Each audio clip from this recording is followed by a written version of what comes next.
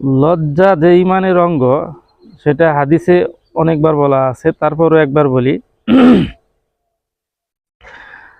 আব্দুল্লাহ ইবনে ইউসুফ রাহমাউল্লাহ,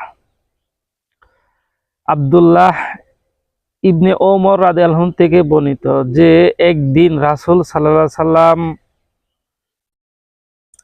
এক আনসারীর পাশ দিয়ে যাচ্ছিলেন। তিনি তার ভাইকে তখন অধিক লজ্জা লজ্জা ত্যাগ এর জন্য নসিহত করছিলেন। রাসূল সাল্লাল্লাহু আলাইহি সাল্লাম বললেন তাকে, ওকে ছেড়ে দাও, কারণ লজ্জাই ইমানের অঙ্গ। দেখেন, লজ্জাই ইমানের অঙ্গ। আর আমাদের তো বর্তমান জামানায় লজ্জাটাই স্বাভাবিক, অধিকাংশ মানুষেরই নাই বলতেই চলে।